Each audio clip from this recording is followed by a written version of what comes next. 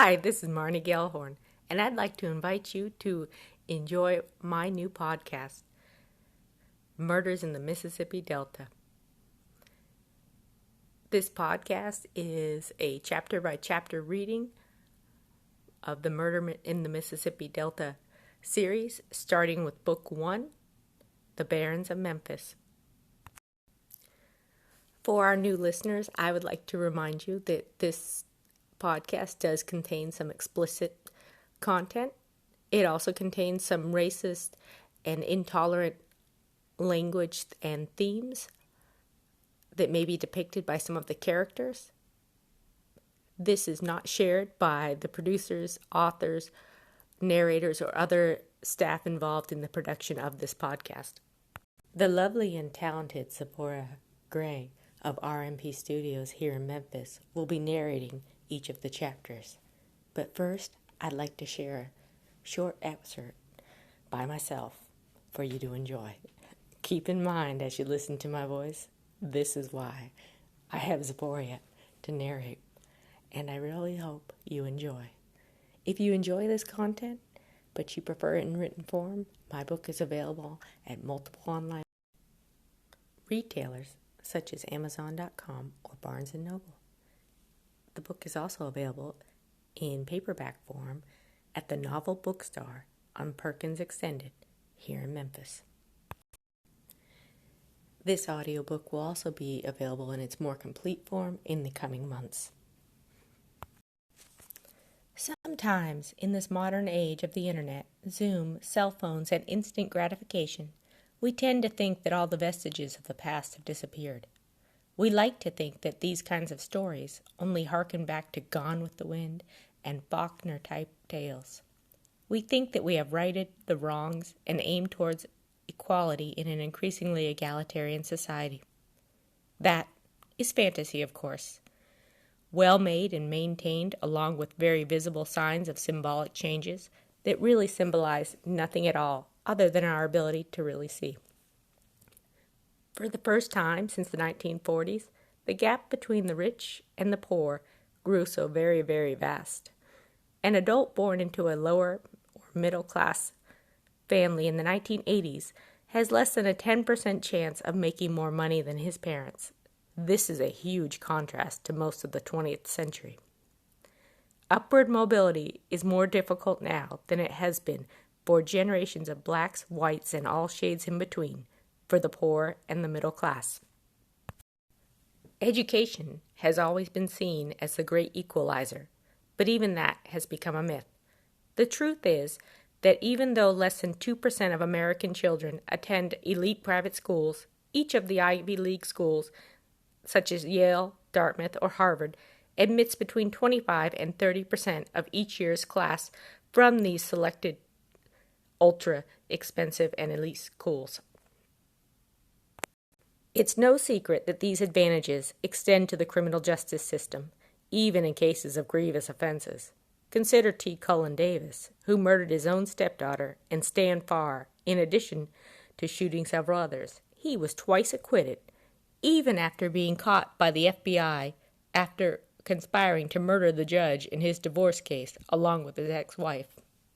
Brooke Astor was the very wealthy widow of the only son of John Jacob Astor IV, best known for going down with the Titanic. When her own son, Anthony Marshall, tired of waiting for her demise and was concerned about being overlooked in her will, he abused and neglected the frail 103-year-old Alzheimer's sufferer.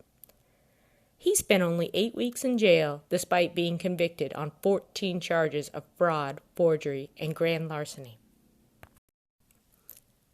These old money families, such as the Barons, the Vanderbilts, and the Rockefellers, have always existed. Some of the more reclusive offspring, like Doris Duke or Huguette Clark, claim our attention at their passing. We tend to focus on the Barons of Baltimore, of Savannah, of Peachtree Avenue in Atlanta, the Barons of the Dauphin Islands, Muscle Shoals, and the Garden District of New Orleans. We talk and whisper about the Barons of Memphis and Germantown, but somehow forget all the modern-day dynasties that still control the American landscape and divided into tiny kingdoms.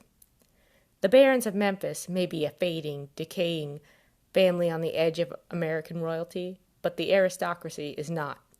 This particular story may be about a dying branch in a southern family, but for every Baron family, there's another, wealthier family with even darker secrets. Thank you for listening to my brief excerpt. This will show you why I've hired the wonderful and skilled voice actress, Zeporia Gray. I hope you enjoy the subsequent chapters.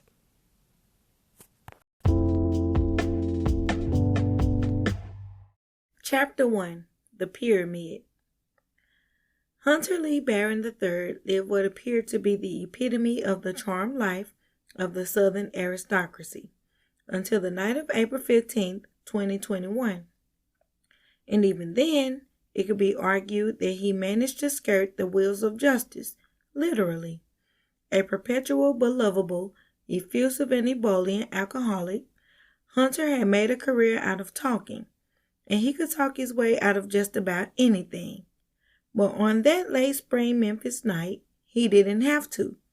That's when he lost control of his Kawasaki motorcycle, after being clipped by a harried mother in a silver Dodge Caravan. Miraculously, when his bike slid under the trailer of a Walmart semi-tractor trailer on the I-40, crushing his hip, imploding his femur, and fracturing both ankles, he remained witty and quick thinking. He was able to deflect the arriving ambulances and officers from looking too closely at the wreckage, or even much above the waist. He managed to avoid a breathalyzer test that would have been the instant death to his budding political career. All of that would come later. First, he was airlifted to the local trauma center. As he was being loaded into the helicopter, he managed to spare a wry smile for the cute blonde paramedic attending to him. As he eyed her curvaceous figure that was only partly obscured by her flight suit, he asked, "What about my mama? She's all alone at the big house, and I don't want her worried." If Jessica, the paramedic, thought it was odd that a 50-something, silver-haired man was asking about his mama, she didn't think much of it at the time. Later, it would perplex her. Whether it was the pain from his injuries or the morphine Jessica had administered as she strapped him in, his eyes then rolled back and he passed out, missing the sights and sounds as the white helicopter, accented with black and gold, took off in the last rays of the setting sun. If he had been awake, he surely would have taken a selfie. What he couldn't have known, as he slipped into slumber, was the absolute circus he was about to set off amongst the well-known and the well-to-do in Memphis, Tennessee. If he had, he would have loved it.